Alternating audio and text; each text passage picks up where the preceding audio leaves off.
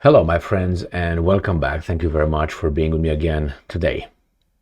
I think we can confidently state that the signal of a diminished support for Ukraine could be noticed not only in Europe, but I think all over the alliance. We have here Bulgaria, and Bulgaria is the last one or the most current country that refuses to provide Ukraine with some weapons. And that is because the Bulgarian president vetoed such a measure. We have Slovakia, remember, with Fico, the new prime minister, said we're not going to send any more.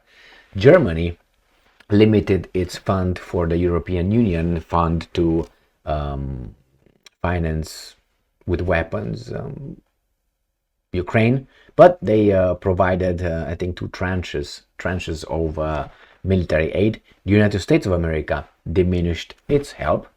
Poland, I didn't hear anything about Poland anymore, did you? France said it might do anything, and you know who I didn't hear anything about? Great Britain. I haven't heard anything coming from the Great Britain, I don't know, for some time already, and that's very concerning. All right, so let's dive into these two articles that I have where they discuss the Bulgarian president, who I suspect either will be dismissed. Somehow we're going to find out that he, I don't know, watches certain kind of programs on internet, or maybe he's just very, very corrupt all of a sudden. Remember, this information is not dug right now. They know it. That's why they follow orders. What do you think? So let's see. This article comes, first one from Sputnik. Bulgarian president vetoes transfer of decommissioned armored vehicles to Ukraine. And a very interesting picture here. When I saw this picture, I was like, are you Bulgarians? And then I looked closer. I said, that's definitely not Bulgarian right there. That's definitely not Bulgarian. Now, these guys I don't know. They got here an emblem. Seems like, okay, the weapons, this seems like the Romanian AKM right here. And then I saw this guy. I said, no, you're not. And I saw what a weapon he carries. I said, definitely you're not. You're a NATO weasel or something. Anyway, just an observation. You look at the weapons and you realize, okay, that one, detachable. Okay, let's move on. So we have Bulgarian President Rumen Radev has returned to the parliament for further discussion the draft law on the ratification of the agreement on the free transfer of 100 decommissioned armored personnel carriers to Ukraine, according to the president's office. I suspect that will happen. Look at his eyes. I think that will happen because these are 100 decommissioned, first thing. Secondly, he's doing this so the Americans gonna promise them, hey, we're gonna give you ours, whatever Bradley's. So you're gonna borrow the money from our banks, from the guys in charge of everyone actually, and you borrow that money and you're gonna give that money to our military industrial complex, which has their own financier, which are the arms manufacturing companies, and they will give you new armored vehicles. That's how it goes. And with those ones, you just give it to Ukraine and you pretend you are very virtuous, and in the meantime help our effort to destroy Russia. Got that? All right. I think he's gonna do that. It happened before with I can't remember what country was it. Who did not know if they should, I think it was Czech Republic, they didn't know if they should send their MiG-29s or not, and then the other guy says, give them, we're going to give you a new ones. Oh, thank you very much. Overnight, just like that. So I think the Bulgarians paid attention. Okay, we're going to do the same thing. Wait for it. So I think that's going to happen. Last month, the Parliament ratified the agreement between the Bulgarian Interior Ministry, Bulgarian Interior Minister and the Ministry and the Ukrainian Ministry of Defense on the free provision of a batch of old armored personnel carriers to Kiev. Are these the ones right here? No, these are no, they're probably the ones with wheels, the so-called tubs. Look at this weasel. You see, let me show you. This is a clear picture. I haven't seen this so clearly as this one.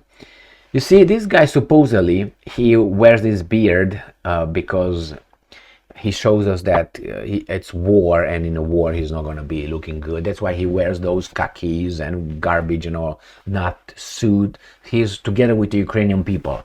But I said it many times before, his beard is trimmed. Look over here, even this was trimmed. His hair starts growing. So this, I'm not saying he should be like a caveman, but the beard, you know, right here is straight, bang, right here, it's straight. So all this is trimmed. So that garbage of public relations stunt with, oh, I'm suffering like you do. Okay, and I'm quoting, the justification for the veto notes that the lawmakers were not sufficiently familiar with the specific parameters of the donation, which deprives them of the opportunity to objectively assess whether the equipment provided is no longer necessary. The office said in a statement, it's okay, the Americans, I'm telling you, the Americans, oh, the tanks are here, or the Americans going to provide you with whatever you need, my friends. And this is the second one, Ukrainska Pravda. Bulgarian President Vetoes deal on supply of armored personnel carriers to Ukraine, Monday, 4th of December 2023. Right here. It's okay, you're going to say yes in a few days, not weeks, days. So that's the way he did. He said no, he's going to say yes. And the quote, I'm guided by the conviction that the safety, health, and life of Bulgarian citizens should be the first priority. I told you what's going to happen. And the Bulgarian president emphasized that neither the wartime tasks assigned to the Ministry of Internal Affairs nor the needs of the main Directorate of Border Police and Fire Safety and Public Safety were considered. Blah, blah, blah, blah, blah, blah. Here on November 22nd, the National Assembly of Bulgaria ratified an intragovernmental agreement between Sofia and Kiev that provides for the 100 decommissioned armored personnel carriers. So we'll find out. But the fact that they said it, even though I think is with half of the mouth, and they say, come on, Americans, bring us an offer, and the Americans will jump because they all win. You know who's losing? The Ukrainian people are losing because the war is going to expand, it's going to continue, you know, and by its continuation is going to be more killings. Unfortunately, they will not win shit. The Russians also lose because some of their people will die in destruction, and we lose because we want to have more inflation, and we have what, a military economy now, war economy. We're only going to build weapons and that's it. Who's going to produce anything else? The guys in Asia or something? Thank you very much for being with me again today. Remember, the guy in the Netherlands, Wilders, he's over there, is trying to put together a government, and people are just, I think I'm 99% certain that those parties that are supposed to join the coalition are threatened by and blackmailed by the big forces, so they prevent Wilders from forming a government. That's what I think democracy is all about. Because who wouldn't want to be in power? And let's say you have a party of about what, 6%, 7% barely made it, and you don't want to be in power. What do you think, that if you go in power, you're going to destroy your possibility to be elected to your voters? No, your voters will applaud you. The government is going to screw up so badly that you will lose the 6%? I don't think so. Well, I mean, you are at the border anyway, borderline of being no party in the parliament or being in the government, forming the government. I think you would take being in the government, and you just weasel yourself out. You're gonna get a department. Let's say you get a department of education, and you do not education. That's too dangerous. A science. That's kind of like science or something. I don't know, science, something. How do you call it? Not development. Jesus Christ. How do you call that? Oh my God, it's called somehow, and I can't remember it. You know, when scientists are developing things, inventing, Jesus Christ, like a retard here. Anyway, you got it. Something that's neutral. Doesn't have anything to do with social science, all right? Or construction, or something like that.